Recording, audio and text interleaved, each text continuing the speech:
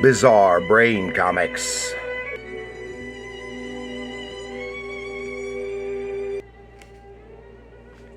Hello, my comic book friends, and welcome to Bizarre Brain Comics. I am Gary, your host, and this is where I like to take a look at some older comics, talk a little bit about the characters and creators, and examine the stories and the art. This time, we're going to take a look at something from 2021 originally. And this book is from earlier this year, this printing of it, and that is Stray Dogs #1 from Image Comics. But before we do that, I want to remind you my two books are available. This is Bizarre Brain Comics Anthology, which is some humor and some adventure stuff. Some of the more humorous stuff here. And Bizarre Brain Comics Presents Heroes. And this is a more mainstream superhero type book. Some superheroes.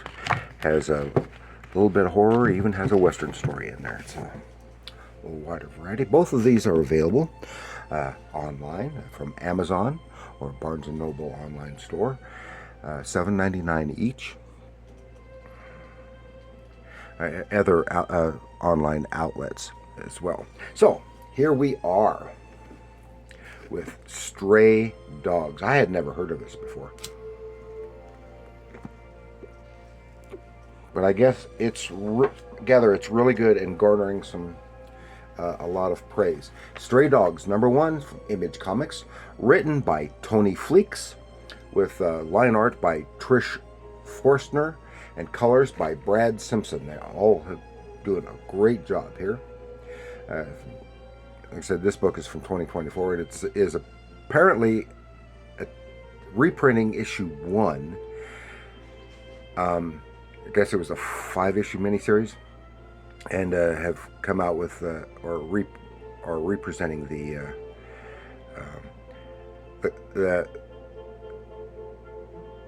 graphic novel, the trade version of this miniseries as a graphic novel. And this is a teaser to get you to buy that. Okay, it's teaser for a graphic novel, Stray Dogs.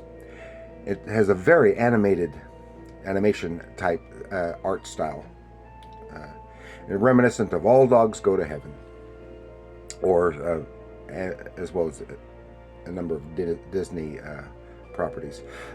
It's a horror comic. I wouldn't quite call it a horror comic. I think it would be more a suspense comic series told from the dog's point of view.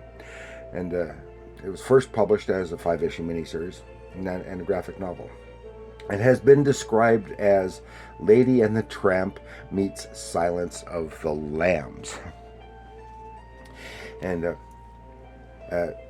Trish Forster, she's a relative newcomer. She's the line artist. She loves classic animation,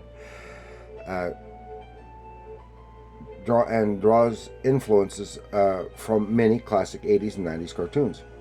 She is known for her My Little Pony work at IDW. And Tony Fleecs, the writer, is a prolific comic book creator, writer-artist, has worked on Star Wars, Avengers, Batman, Teenage Mutant Ninja Turtles, and My Little Pony, as well as creator-owned work such as In My Lifetime, Time Shopper, Stray Dogs, and Local Man. And I want to remind you, because this is good, and I recommend it. I'll tell you that right off the bat. I really recommend it.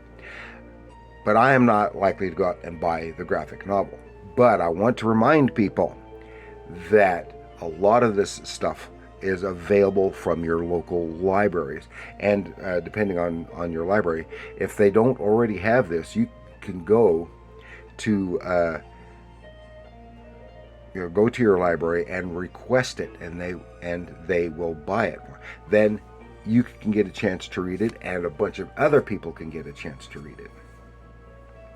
I would just remind them that this is not a kid's, despite the way it looks, this is not a kid's comic. Because they usually have like young adult, graphic novels, and then they have stuff for the younger kids. And because of the art stylization, they might think this is for the little kids. It's definitely not for little kids. So we'll take a look here. Is right off the bat some really nice artwork at the veterinary clinic. See the great detail in that establishing shot at the strip mall. But all through it, you see that the very animation look, even though it's very realistic with the humans and stuff, it's animation style. You know, the clear, simple line work, giving details, and you never see the faces.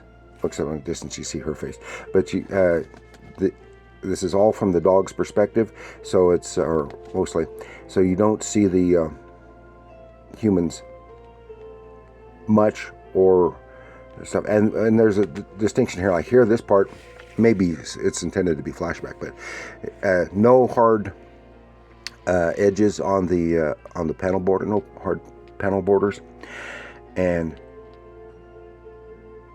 that's just with this stuff. But the hard panel borders come later.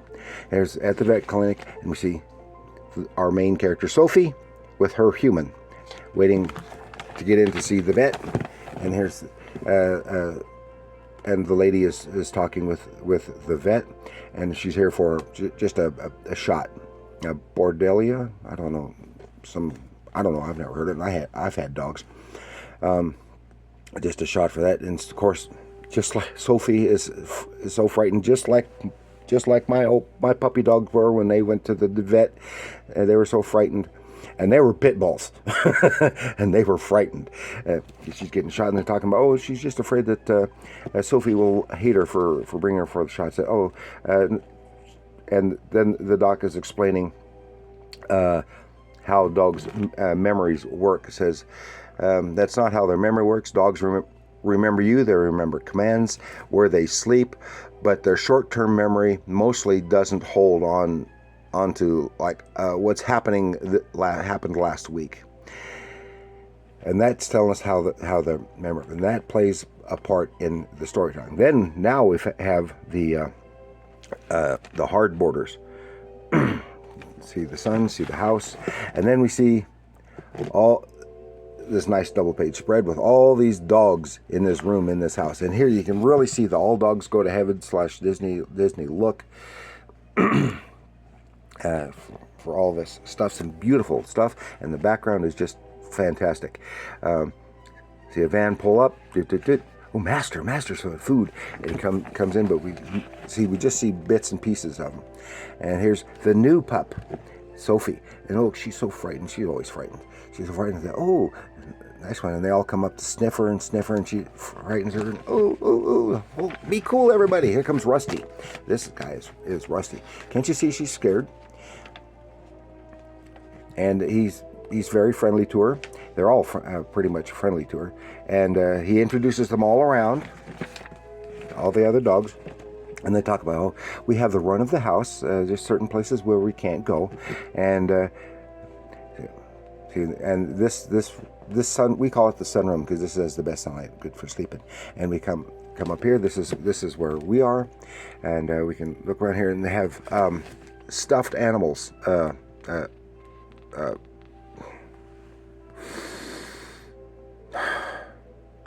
Animal stuff. I suddenly cannot think. Taxidermy. Oh gosh, why was that so difficult? All these taxidermied animals around there, and they look around and showing her around, and then they go through the doggy door, and they go out to the backyard, and they have the run of the backyard. This is where we come out to play and go do our business and everything else, and he takes her back into the house, and here we all sleep in here with the master. And it seems fine. But she's still so frightened, and she piddles. Oh, now she's embarrassed, and she thinks she's in trouble because she's not supposed to piddle in the house. And she's saying, "Oh, it's fine." And there she is. She found a little corner to kind of hide in, and here comes the new master. Oh, there you are. He gives her a a little something to eat, and then, oh, you're shivering, you must be cold, and he puts the scarf around her, and she sniffs the scarf, and that prompts memories. And she's, oh, here you can see the memory of her old home. She's in the home, and her lady comes in, and, oh no, what happens? Oh, I remember. And she rushes, gets up the other dog. Woof, woof. Oh, God, I remember how I got here. And she said, and she's saying, I had a human, and the new master, he killed her. No way, they couldn't have. And they don't believe her. And she said, oh, she must be must have just been a nightmare. You must be misremembering stuff. And now it's really bedtime. They all go to the master's bedroom, and still more stuffed animals all over the place. She finds a corner, and then she has a nightmare, and she's remembering her lady being strangled. And the next morning, Rusty is right there. Said, "I've been rethinking, and we'll check into this. See what you say about him being a killer." And she goes, "What? What killer? I don't know what you're talking about." Dun dun dun. The end of chapter 1. Oh, see, so her memory fails at critical moments there. Oh. And the beautiful artwork, some great visual storytelling, panel-to-panel continuity. It's almost like watching an animated film all on its own. And and I just cannot recommend this highly enough. And if that's enough to whet your appetite, go ahead and get the graphic novel. I'm not going to, but I think I might go check out the library and see if it's available there. If not, I'll request it, because it is a really, really good.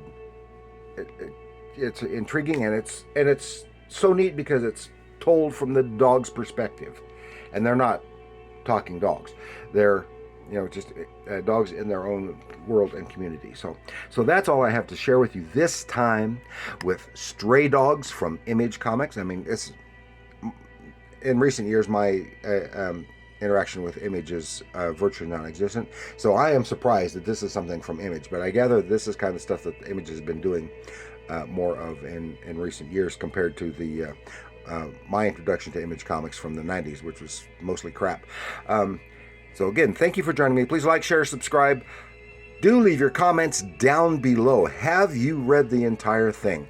Have you, or even any of it? Tell me what you think of Stray Dogs. And let me know if it's something that you would be interested in. So that's all I've got for you this time. And remember, comics are art.